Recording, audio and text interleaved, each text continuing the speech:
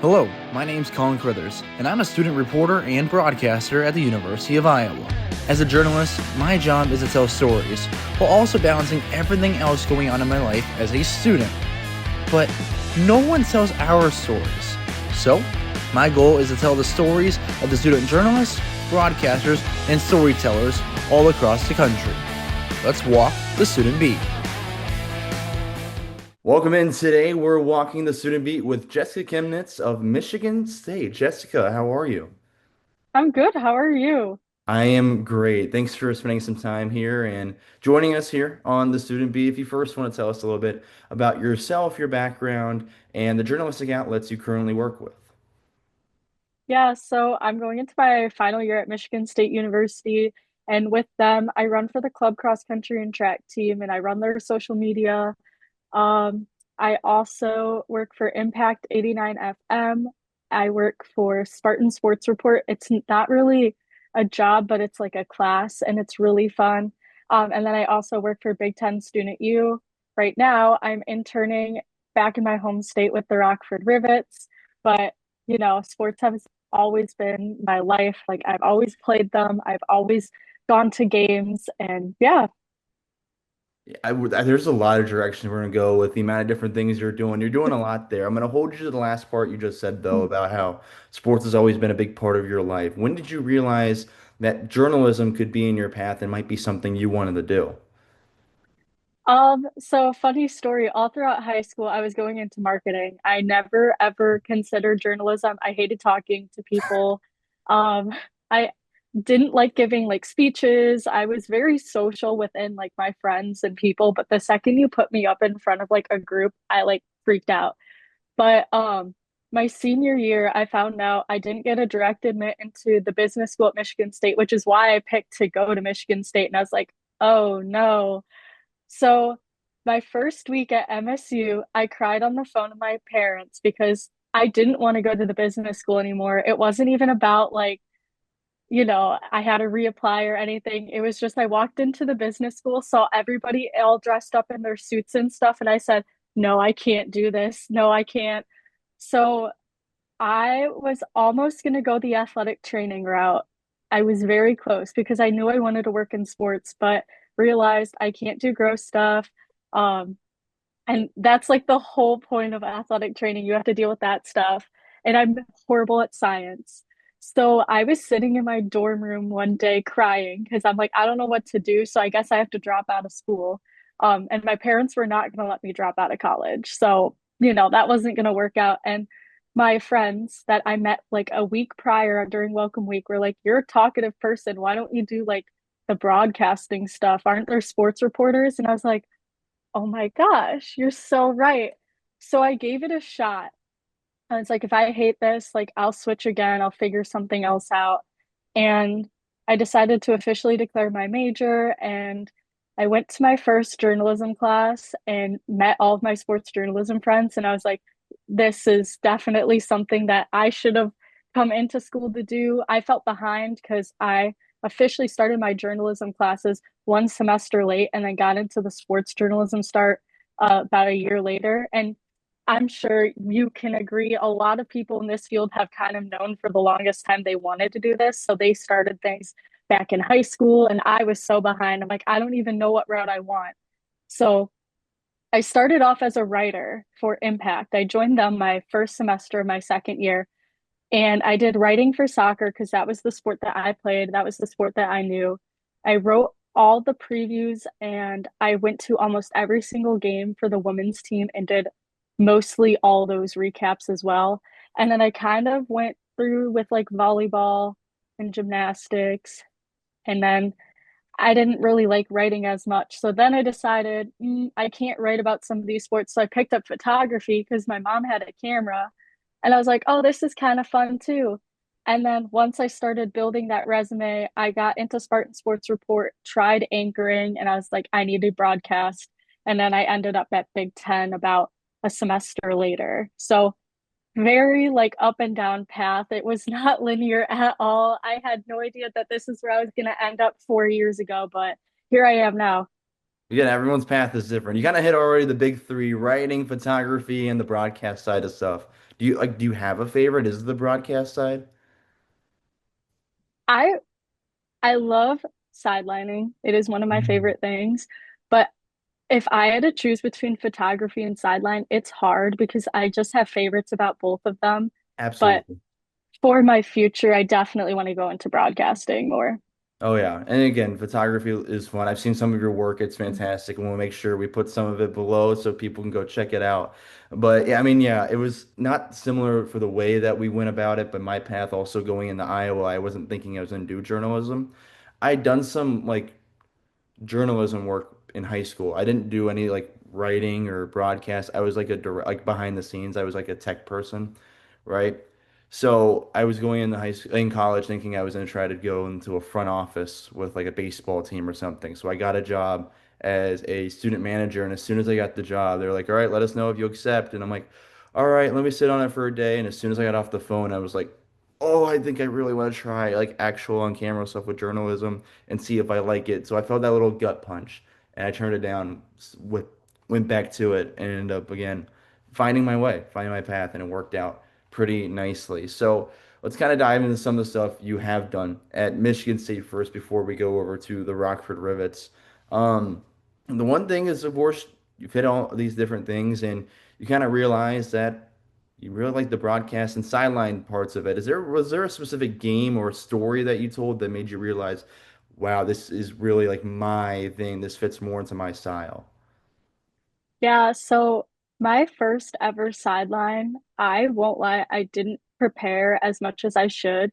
I wasn't aware because, mind you, I did get when I got hired by Big Ten, they kind of were just like, we'll kind of throw you in whatever. Like, that's the beauty of the student youth Yeah. program. You get to try out so many things. And when I finally got my sideline after spending so long in the control room, I knew I had to prepare an open, but I had it in the back of my mind where I was like, okay, during the game, like I just report on what's happening in the game. No, I learned pretty quickly that's not really how it works. But I showed up and I did my open perfectly as rehearsed because I prepped for a month. I spent every day for a month practicing that hit because I was so nervous. But I'm like, if I want to go into sideline, like this has to go well. And then my producer, he looked at me, he goes, "So what are your other hits about?" And I was like, uh, I have no idea. I didn't know I had to prepare those. I thought I was like gonna report on the in things of the game. So luckily it was a baseball game, so I had a lot of downtime. And I wrote up two other hits in the middle of the game, memorized them 5 minutes before I went live and like for some way didn't screw up on them or anything like that. And after that game, when I did my interview didn't get aired because of lightning. And I was very disappointed in that because they were like, well, everybody has to get off the field now. I was like, oh dang, like first sideline, my interview gets scrubbed, but you had to go with the flow. And when we do our post game meetings, we do shout outs and a bunch of people shouted me out. And my producer was like, that was the most like talented thing I've ever seen that you were able to write up those hits within like 5 minutes and go live. And I don't know, it meant a lot to me because I felt so stupid in that moment where I was like, oh my gosh, like how how did I not realize I had to write out all of my hits before the game? So it meant a lot to me that I was able to work through that and like get everything out and have a good show. And I kept my job and still sidelined after that. But for my interview part, the following game where I got to, I can't remember how long afterwards, but when I finally did my first baseball interview, I'm like, these are so much fun. So that's kind of when I realized I'm like, okay, sideline is definitely for me. Yeah, every time I see someone do a sideline interview for baseball specifically, I feel like they're just having the time of their life down there. Other sports, it feels like really professional. It's good. They ask hard-hitting questions. This baseball guys, they're just like, all right, we can just mess with you because you are very an interesting character. But I think that's a cool thing that most people, I don't think we've had a chance to really talk to on this show either, is sideline reporting. There's a lot that goes into it. And even if you spend hours prepping, you're still kind of writing stuff as the game goes on. And memorizing right before you go on air. Like, kind of talk about now that you have a little bit more under your belt, all the work that goes in for a sideline reporter to be ready for game day. Yeah, so I used to prep so long in advance because I've been, I was always in my head about it, like this has to go perfect. But I'd say now that I've experienced about it kind of depends if the team has a game how many days before. It could if they have their game the weekend before and I have a whole week to prep, I'd probably spend that entire week like an hour a day kind of finding something. Game notes don't really come out until like 3 days before the game. So I'll do my best to just kind of research throughout the week or the couple of days where I have all that information and I write about like seven different hit ideas that I have and then just kind of like talk them out loud in my room. And my roommates, my poor roommates, probably think I'm crazy when they hear me behind my door. Like, what are you doing? Like, who are you talking to? Um, Also, I'm so blessed that like I have some of the most amazing people to work with. So I'll kind of run my ideas by them, be like, which one of these sounds the most interesting to you? And that's kind of how I narrow it down. I've learned to over prepare than under prepare because, like, worst case scenario, if my producer hates my hit, I can always switch to a different one. Whereas, like, I had a time one time where I was like, oh, I'm gonna do this hit. And they're like, you can't do that hit. It's not gonna fit. And I was like, oh, I have no other hit. So I didn't get to go live at all because I under prepared. But I'll spend about a week doing that. And then in game, I go about 10 minutes before I have to go live, I will paste somewhere and just rerun my hit over and over and over again until I can like perfect it in my head. Um, People at baseball games probably think I'm crazy when I'm like hiding under home plate, like talking out loud about it. Um, and then like interviews, I just confirm everything with like the SID and go, hey, this is like who I want to interview. Pray they don't have a walk off because that's my biggest fear that I'm in the wrong media well. And then they walk it off and I have to run across the field and grab somebody completely new. But I haven't had that happen yet, thankfully. But interviews, I kind of just make up the questions on the spot. Sometimes I know if they have like a big milestone, I'll know that in my head. But like when I get in front of that camera, I'm just kind of like, all right, here comes my three questions. Like we just gotta go boom, boom, boom. Hopefully it'll all work out. But yeah, I'm kind of now I'd say more go with the flow type than very type A. I'm more of like type B now when it comes to sidelining. Very fair. Very fair. And I also got to ask too, because I mean, again, we haven't had too much of a chance to talk about silent reporting on here. It's a prime opportunity for us. What are the type of stories you look for as a silent reporter? Because there's a lot of flexibility with having fun, but also telling like the big storyline of the day. I look for milestones a lot. Like if a player, I use baseball a lot as an example. That's not the only sport I cover, but because that was my most recent season, that's just what I'm covering. I'll look for like milestones. So if somebody's about to have like their 100th stolen base of the season or, some crazy amount of hits. I'll kind of look for that and be like, this is who we're watching tonight. Um, Sometimes there's connections. Like for the Michigan baseball game, there were two players that had like Jack Breslin was their grandfather or their great grandfather. And we have the Jack Breslin Student Event Center. So that was the crazy connection I looked for. Um, and then like just anything fun. Like if I could find a fun storyline, if I'm friends with some softball players, so when I covered one of their softball games, I asked one of them and I was like, do you have anything fun I can say about you or like any of your teammates, like anything fun you guys did? So I just kind of like anything that's fun seems interesting. I don't try to cover a lot of statistics because our broadcasters, like, they cover those a lot. So I try to bring personality into the broadcast. Yeah, I mean that's what it is. You are the personality for the broadcast. I think when anyone can like kind of watch Silent Reporter and kind of go, "Huh, that's pretty interesting," and then also smile by the end of it and have some fun with it. I think that's what classifies as a pretty good hit, which it sounds like you hit up on all the time. Now we also got to mention this is what you're doing this summer. Silent Reporting is a grind, so is the Northwoods League. working with the Rockford Rivets. Kind of tell us about your time there. I don't want to steal any of your thunder. Tell us about your time there with the Rockford Rivets and what that looks like working for them. Yeah, so I'm their color analyst actually. And then I do their post-game interviews just Oh, because okay. I'm more familiar with that. Um, I I got I'll go a little back. I got thrown into color analyst once at Big Ten when it was like super last minute. My boss was like, "Hey, I know you're out of state. Are you potentially going to be here for Easter? We really need a color analyst for softball. If you hate it, you never have to do it again." That was the worst experience of my entire life. I won't lie. I hated every second of it. But for some reason, he just kept putting me on for color.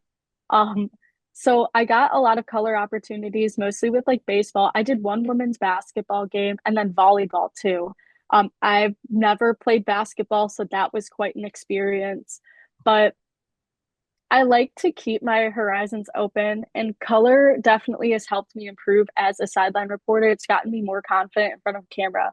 So when I applied for the Rockford Rivets, they only had like play by play and like a color analyst opportunity. And I was like, well, I've done color, so there's no harm or foul in doing that. And I got the job, and I found out on onboarding week that I would be the one doing post game interviews. And I was like, oh, perfect. Like, this worked out great. I love interviews. It's going to be a blast. So for the Rockford Rivets, I do their color analyst stuff. I'll show up before the game, and it is a grind, definitely prepping. I've said 40, but I think it's closer to like 34, 36 games. I lose track. We're already at like game 17 that I've called, and they're already halfway through their season.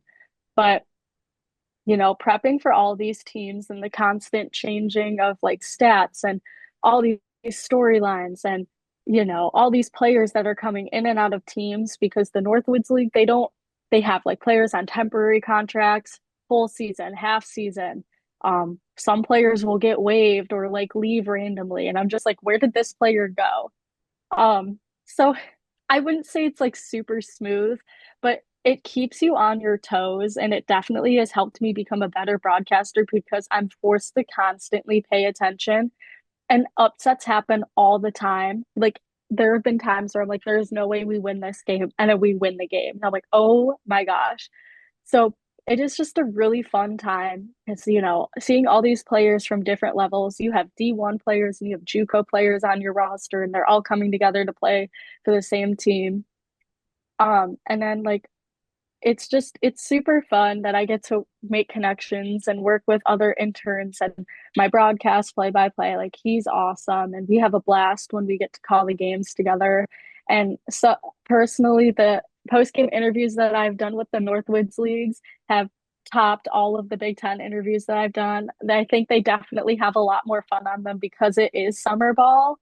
Um, and the players can be more laid back. And I think some of them at like the smaller schools have never been able to go in front of a camera before. So they're thrilled that they're getting this exposure. But I mean, it's definitely a grind. We have 6 straight games, one each day for the next 6 days. And I live an hour 15 from the stadium. So it's a lot of like driving back and forth. But I mean, I wouldn't have it any other way. I have a blast doing it. Yeah, bless you on that one right there. 6 straight days. Hopefully, you guys get through it strong. I know by the end of it, you'll be like, whoa, it's all over there. But I think you're right with the summer league part of it is like something that I'll do with my team. Again, not up to the level of the Northwoods League or Cape Cod or anything, but it's a lot of smaller school guys. So I'll do like a third inning with the Hoppers type segment. And what I'll do is I'll bring a player over, not all the time, but for our away games, I'll bring over a player the third inning. We'll talk to them, and then the bottom half of the inning, I'm like, it's summer ball. Let's just screw around. And I tell them, you do play by play for half inning. Is they're all just so excited. Again, they're like, I want to get on, I want to hop on the headset, I want to try it. And then I'm like, you know what? Why not? What's the harm? Let's just have some fun with it. And some of these guys, they're hilarious on it. They're like, and usually the last time I did it, what was it? We gave up like a RBI double, and the guy just went, and that one's in the gap, and that's a double. Like, he sounded so upset. He sounded so sad. And I was like, I mean, yeah, that's kind of what you're trying to convey as a broadcaster of for your team, how are you supposed to feel with it? So I'll ask you again about a little bit with the Northwoods League and the sideline reporting with also the color side of it. How do you kind of balance those, and what have you taken from MSU that has translated to elevate your time with the Rivets and just kind of have fun with it? Yeah, so for Big Ten, you just kind of like write your name down on like I can work these games, and then my boss builds something called like tech books. So I've never specifically requested a position. Like at the beginning of the year, we kind of send like what our top three favorite positions are. And I always pick like graphics because I like working in the control room, and then I'll put sideline and color. Um, and I guess I don't know how he makes the tech books, but he randomly just like puts you in a spot. So I never know when I'm going to be on collar versus sideline. And it's kind of a surprise to me. It's like a fun little like reveal when you get to open those tech books and you're like, oh, cool. So I don't know any basketball. Why am I the color analyst for women's basketball today? That was the worst color experience I've ever done. I was kind of like that baseball player when I was analyzing those plays. I'm like, yeah, I mean, she put the ball in the basket quite well because don't know what else to say. I won't lie. That was not that was not that fun. But I'd say balancing color and sideline, it sounds like they're different from each other, but they're really not. Like you're both of them, you're prepping for storylines and like things to watch. I'd say color is more stat heavy than sideline is, but luckily we get plenty of time to kind of like figure out what you want to say and when the tech books come out and all that. But color has improved my sideline greatly. It's made me more confident in front of the camera. It's made me more confident talking about the game and talking to players. And then vice versa, sideline has helped me prep a lot more, learn to dig deeper for storylines, has improved my interviewing skills for sure. So they kind of just like feed into each other. And like I wouldn't have some of the skills without either one. I love it. Absolutely. And I think another thing we haven't been able to talk about ever actually on the show is sports photography. Another really big part of journalism and telling stories. And I mean, something I would probably have zero skills in. I've not really tried. I guess I kind of tried it once for a class and I wasn't good at it. But it's such an important thing to kind of tell stories through photo. Can you talk about like just basically without me doing on the whole rant, like sports photography, why it's important to have that as another form of journalism. Yeah, I'd say photos, you can't have articles without photo. As a writer, if my articles don't have photos, I'm like, nobody wants to read just words. Like, I think photos definitely show you kind of what you're talking about. My favorite thing also is just to show the excitement and the emotion on players because you can only convey so much in words. But like when you have a photo that kind of just shows it and like a big smile on a player or like the defeat, I think that really shows something. One of my favorite photos that I've taken of all time is at Club Nationals. It was the final, the 200-meter finals, and you can see the girl who won the national championship like have her arms out as she crossed the finish line. And I'm like, that's just a really telling story because you could see all all 8 lanes. I can't remember how big that track was. All 7 or 8 lanes of runners, and she's like the only one who's like celebrating because she just won. I think that just tells so much about just how much work these athletes put into what they do. And as an athlete myself, I always love to get my pictures back and be like, oh, cool. Also, what I like to look at is kind of like form personally for myself. Like, oh, why do I look like why was I running like that? That's kind of like maybe that's why my shot wasn't good. I wasn't properly positioned. So I can't speak for all athletes, but that could also potentially be a reason why sports photography is super important, like a good way of like self-critique. But I personally love taking photos just because I think it tells a story and it adds so much more emotion to just words on a paper. I love the very first thing you said pretty much. It sounds silly, but you don't want to just read words. That's exactly what it is. Like the picture can tell so many stories and kind of helps elevate the writing. The writing can give it like context, but the photo itself, it's such a beautiful thing. This past year, This is the second straight, I guess not second straight episode, but I'm gonna have to give credit to someone at Iowa, my friend Sam DePhilly. We pick on each other a lot. She took the photo after Alvaro Forgueras hit that shot against Florida to advance to the Sweet 16, and it went all over the place. It was front cover. And I remember just thinking, like, this is what it kind of elevates that moment, is that the photo was good. Now everything else around it can kind of be good. The writing, the stories that I would do for TV, the broadcast I would talk about, like that is kind of what elevates it. And again, as you said, the story can, in the photo can just tell so many different stories. You also mentioned at the beginning of this that one of the things you do is not really a job, but kind of a class. Kind of mention what that is and what it looks like. Yeah, so Spartan Sports Report is a class that's offered at Michigan State, and it's run by our very own LA Dickerson. We all love her. She like founded the sports journalism program, and she is the reason why so many of us are successful, and she always helps everybody out. Like I wouldn't have my job at Big Ten if it wasn't for her help and her guidance. But it's every Monday night, and you have the opportunity to cover sports throughout the week. So that's how I get a lot of my photo opportunities. Um, because I don't like really writing, and that's kind of one of the things that they do is like go out and write, and I'm not a huge fan of that anymore. So I'll take all those like photo opportunities just because I like to do that. And then every Monday night, you get to come together from like 5 p.m. to 9 p.m. Although if it goes till 9, like people aren't really thrilled because we want to get out there early. And what we do is like we each get assigned a script for the night, and we'll have our two anchors, and then we'll have our directors check everything. But you get assigned your sport, and then you'll have people filming at the games too. So sometimes you'll have voiceovers, and you'll talk kind of like over the video that the editor made when they went out and shot the game, like the highlights or whatever, like a mini 2 minute like highlight reel. And then you'll have readers, and our anchors will get on the desk kind of when all the scripts are done, and then they'll run through the show, and well, like people get the opportunity to try to do audio or prompter or learn how to work some cameras.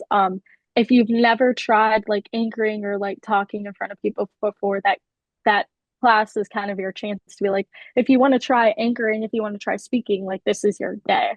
Um, so it's really fun. You get a lot of different opportunities, and it's a really good like lead in into the sports world. So a lot of people will take that class before they start working for any on-campus jobs. I didn't know about the class until I already worked for Impact, but having that class to kind of get me used to how broadcasting in like a real newsroom worked was very beneficial when I moved forward. Absolutely. So the class is legitimately in the studio. Yeah, Absolutely. I think that's a very great thing. Like kind of have that start for some people that has no pressure on it. You can try so many things. Like even if, again, like you already started and doing some stuff, but you had the opportunity if you wanted to try all these different things and see if you like it more than anything else. So I think that's the fun thing with student journalism is like, all right, I can like this one thing, but I can try something else and see if I like it more and see where my style of journalism kind of fits into what I can move on with in the future. So yeah, yeah. for sure.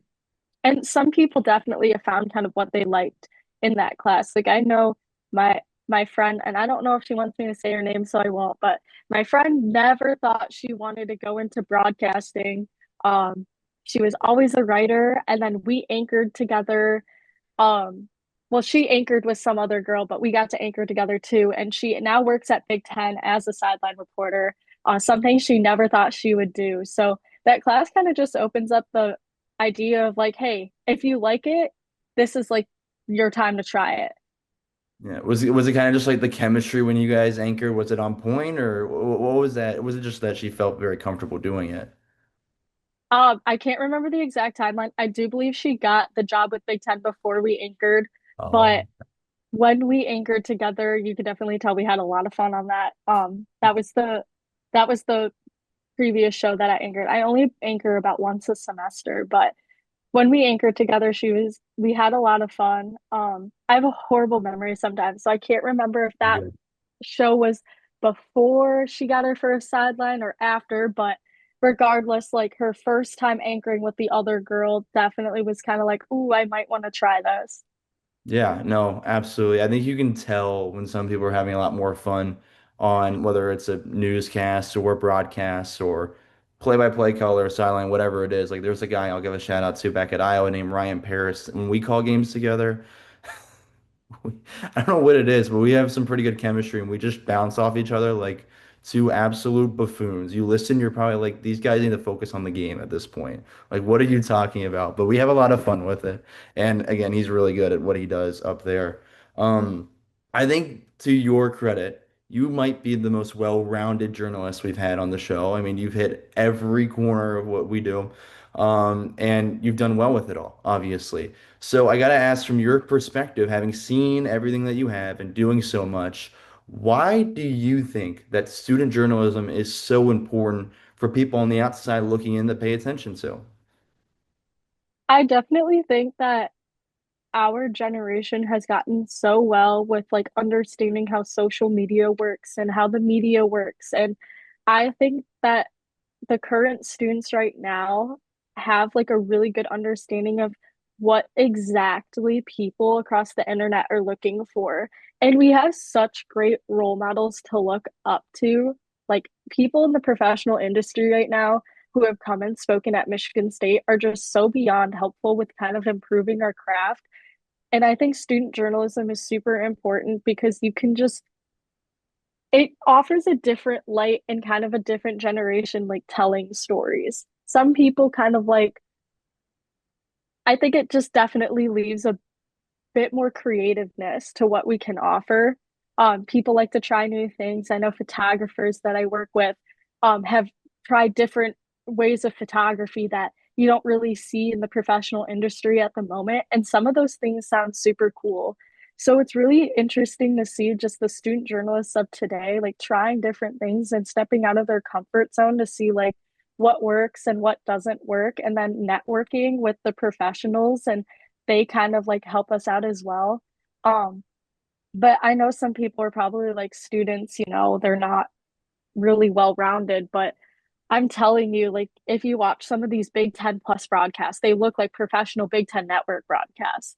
And those are the Big Ten Student U program, those are all students. My boss, I don't want to say he rarely helps, but like he's out doing other things. Sometimes he's on a camera or he's fixing stuff or he's like doing something in the control room, but he's not really like, he doesn't tell our producer what needs to be done. He doesn't tell our graphics operator how to build graphics. Like everybody's figuring it out for themselves. So if anybody watching this has ever seen a Big Ten Plus broadcast, chances are that's a whole control room of students. And if you can't tell the difference, I think that speaks volumes to just student journalists as a whole. Like we are working our butts off to try to get it into the real world. And I think it's just really important to not count us out. I love that. I love the last thing that don't count us out. Keep elevating the journalism world. I mean, that's the same idea at Iowa. A bunch of the other Big Ten schools we talked to is, yeah, it's all students that are doing that. Our boss, who's new this past year, shout out D. Kagan, is like my favorite part of my job is that I can sit in my office and just watch the game. Like I'll set up everything beforehand. I'll deal with the tech and make sure it's working. But outside of that, you guys have fun with it. And if I can sit back and watch, that's a great day for me. And it sounds like that's the same thing for you guys over at Northwestern, Rutgers, wherever it might be. It's that same idea is that the students are legitimately running the whole thing, and some of those broadcasts are masterpieces. So again, I love what you put there with the importance of student journalism. Don't count us out. Gotta ask you because you also mentioned a little bit that some shout outs earlier, but has there been someone that's been a big influence to you in your life as a journalist? Maybe it's the professor you mentioned earlier. Maybe it's just someone you look up to. Yeah, so definitely LA Dickerson. She, welcomed me with open arms when I switched because, like I said, I felt very, very, very behind. And without her, I would have never known about Impact. She kind of pushed me in that way and then found out about Spartan Sports Report. And then she's like, you need to go for Big Ten. So, I mean, without her, I wouldn't be here where I am because I wasn't a risk taker before I met her. Like I didn't like I didn't like stepping out of my comfort zone at all. So definitely her and her husband, Dan Dickerson, the play-by-play for Detroit Tigers. He had a play-by-play like broadcasting class, And I took that one to kind of learn everything about it. And he's been a great mentor for everybody in the sports journalism at Michigan State. He comes in sometimes to Spartan Sports Report and just chit chats with us. And his class was fantastic. Like some of those things that I learned there have been absolutely amazing. And just all the students who are above me, like I've had so many mentors who are just kids a year older than me that are just like, hey, like this is what you should do on your next show, or um, or this is what you should improve on. So, I mean, it's not even just adults in my life. It has been, kids who have come before me in Big Ten Student U. And then my boss over at Big Ten, Matt McCullough, like he's just amazing and he lets us have so much creative freedom in the shows and lets us have fun with it. And I mean, LA has always told us you want to pick a job where you feel like you're never working a day in your life. And Matt really makes Big Ten feel like that. Like I look forward to going to those shows. I look forward to working. So, just all those people. There's so many I could shout out, but my top three I just named. Absolutely. And again, with journalism, sure, there's days where it can be hard, but it doesn't feel like much of a job in general, whether I'm doing TV work or radio. I feel like I'm always having fun. The other cool part is what you mentioned there is it's at Iowa, a lot of our stuff is student ran. Like I do something with our student TV station and our leadership is a student team. So the best students that are doing stuff are also trying to help people out. That's the beauty of journalism. It's not just all right, I'm going to be better than you the whole time. It's I want to help everyone out with what you do. I want to ask you real quick too about you mentioned you took a play-by-play class. What's that look like? We only did it for about 6 weeks. It was 4 hour, 3 hour, 55-minute class. We got breaks, don't worry. But obviously, Dan is very, very busy. So he took like 6 weeks before spring training, and it was like every Friday. And honestly, we just like listened to him. We got the opportunity to practice at women's basketball games. Like practice, you picked a classmate and you did like half the game as play by play, half the game as color. It didn't go anywhere. It was just like your own personal benefit and you would record it yourself just to listen back to it, but it wasn't live, so no pressure at all. Um, but he just kind of like talked about things that work for him, things that he's seen other professionals in the industry do. He gave us a bunch of flyers and like handouts and books that kind of just like help break down everything and introduced us to some websites that will help for prep. So it was just a lot of like, here's what works in the industry. Here's things that I haven't seen work, but it was super helpful. Yeah, and I'm sure also calling games at the Breslin Center is very cool. I mean, I've been once ever. It was this past year when the men's team was there for their first Big Ten game, and well, Michigan State may or may not have beat us by near like 30, 35 points. But that's besides the point. That was the Breslin Center is sick. It's a really fun stadium. I don't call too many games there because selfishly, I enjoy being in the zone. I absolutely love it. And I don't have much basketball knowledge. So like it wouldn't benefit me much anyway. But just being in the zone is like a completely different environment. I have never been in anything like that. It's just so hype. So the Breslin is just beautiful.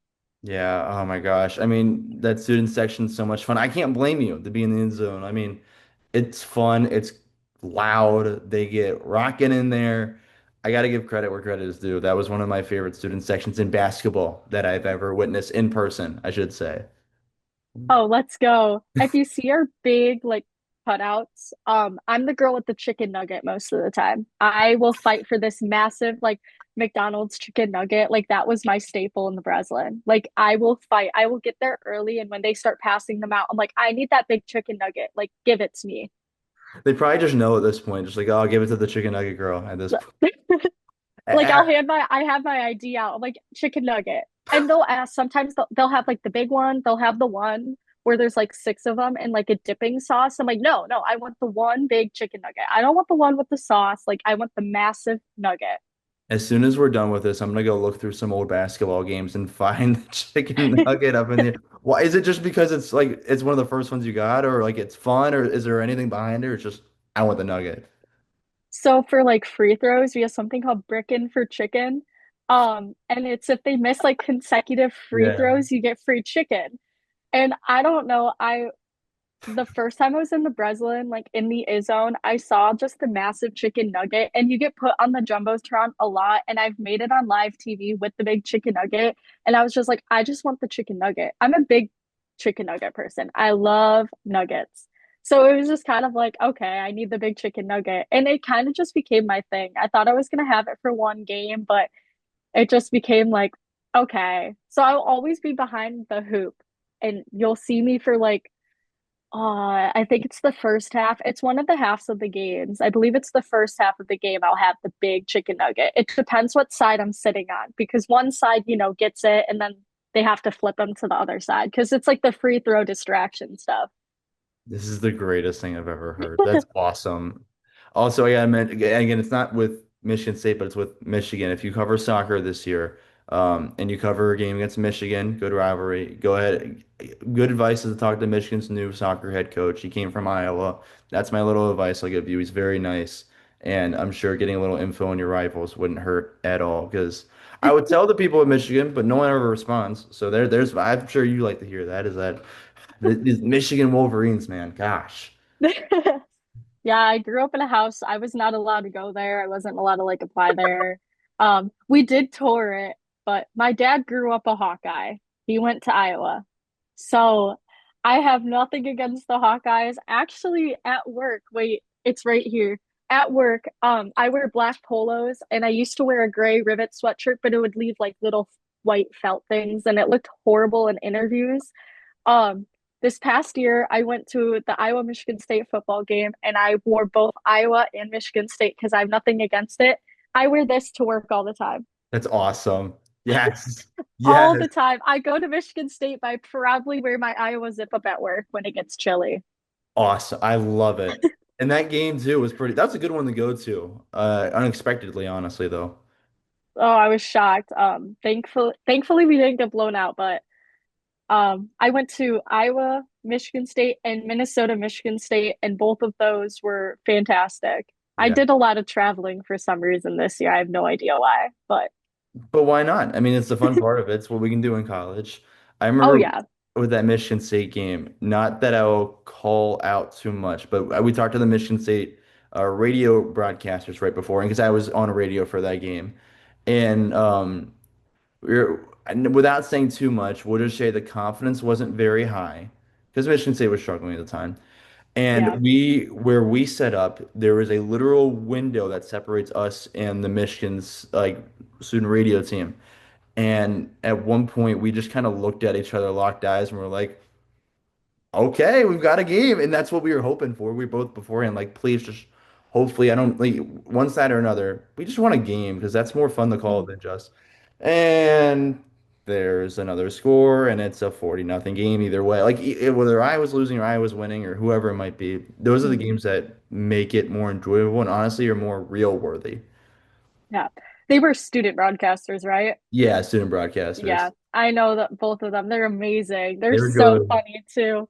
No, they traveled all the time, and my goal when I went to both Minnesota and Iowa was I try to look in the press box and see where I can find them. But one of them, I forgot who it was. They would probably remember if they listen back to this. One of them called me a stalker because, um, I ended up at two of the games, and I'm like, I promise I'm not following you guys. Like, I'm just here too. I'm just doing the same But thing through following the team. I'm following the team in the student sections, the schools that I don't even go to and get snuck in. I was in the Minnesota student section wearing my Michigan State jersey over a Minnesota thing, and they put me on the Jumbotron and I got booed. I mean, I feel like it would almost be wrong not to boo, I guess, when you're on the road, but I feel like that's almost empowering at that point. You just take it and like, yeah, I'm with Michigan State or whatever it might be. You're the Yeah. enemy at that point. Well, shout out the Golden Gophers. Like, I didn't get heckled the entire game. Like, I was welcomed into that student section with open arms. Mind you, I was with two of my Golden Gopher friends, but like nobody heckled me, not even when we were up, not even when we went into overtime. And then when we lost, I got heckled. But yeah, Yeah. Yeah, that's fair. I remember the once, oh, not this past year, but it would have been our freshman year when Minnesota was in Iowa. This was the infamous invalid fair catch game. If you remember this at all, it was for those that are listening that might not know, Cooper DeJean was still with Iowa in his final year before getting drafted by the Eagles. And it was like a 10-3 game, 7-3 into like the late fourth quarter. It was one of those games where Iowa still didn't have any offense. Deacon Hill is the quarterback, and that was a whole experiment. But there was a punt. DeJean recovers it and ran all the way back for a touchdown, and that would have won the game. They called it back for an invalid fair catch. It's still like debated up to this day. And I was not covering football at the time because it was my freshman year. So I was in the stands. I was very high up, and we were around a Michigan State fan. I remember when he scored, going crazy, and I looked at the guy in front of me, and he just stood there like a statue. He was frozen. Um, they reviewed this for so long, and eventually he was like, "Oh, I can't believe they overturned it." It was all good afterwards. We were like, "Okay, good game. Like that was a fun one at the end." Even though we're supposed to be pretty good rivals, it was like, you know what, that became a fun one at the end, even though we saw this amount of scoring almost the entire time. It was, oh my gosh. Iowa football with that offense was very interesting. I think some of these Big Ten football teams have had some interesting seasons.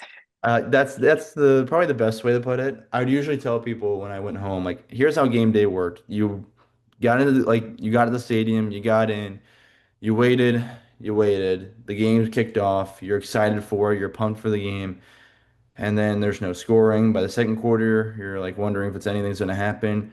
You're really tired in the third quarter, and then the fourth, you're fired up again because it's a close 3-3 game. And afterwards, Iowa won a lot of games that year, so I would say. And then afterwards, you were happy they won and already looking forward the next week to do the same thing over again and be disappointed by the third quarter.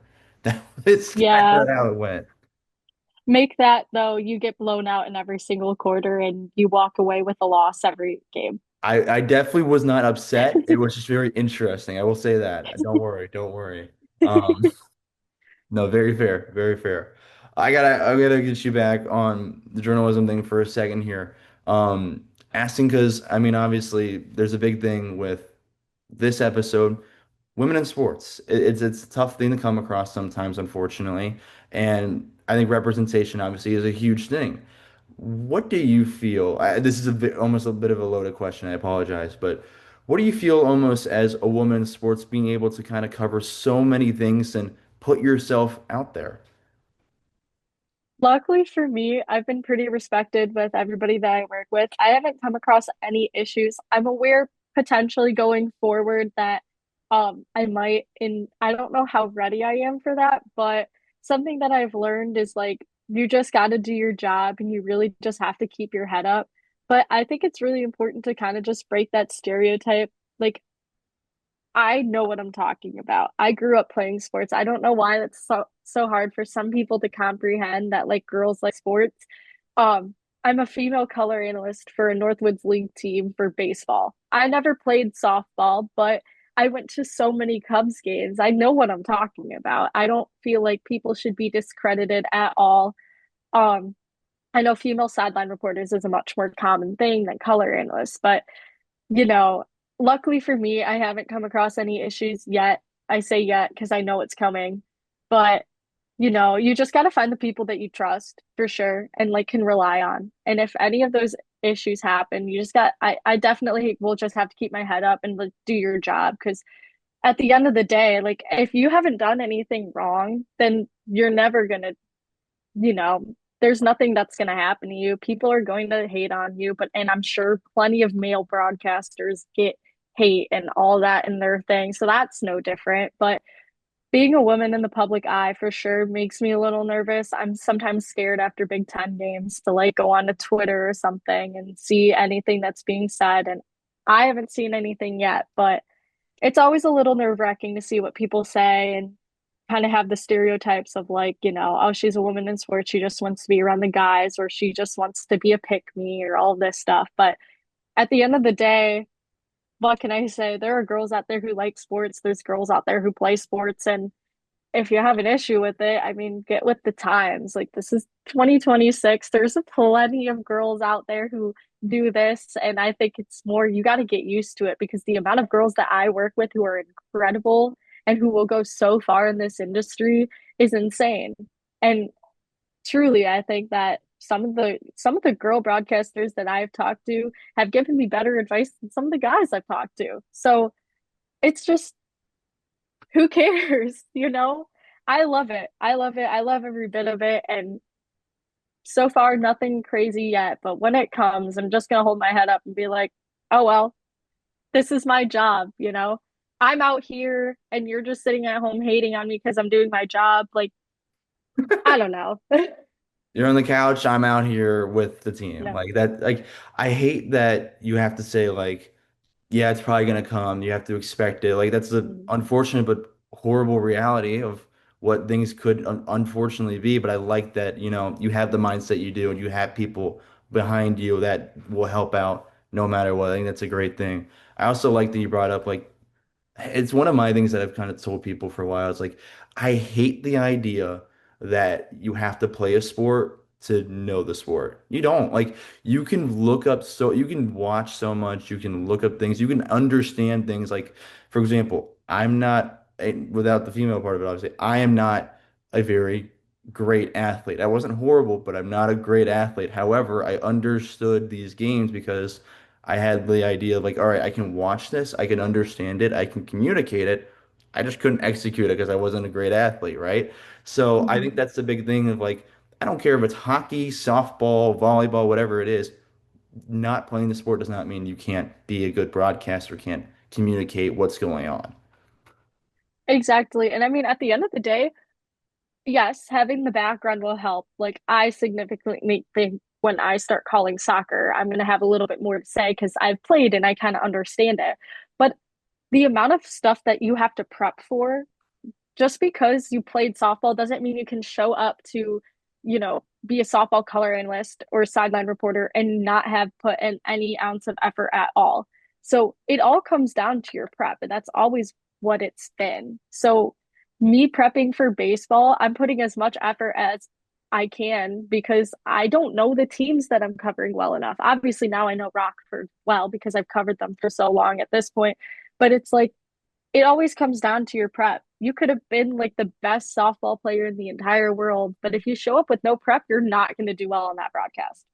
I mean, you see it all the time. The people that played and were good and they try to do the broadcast stuff and, it doesn't sound the best. So I think nail on the head with that right there. If I'll challenge you with this one as well.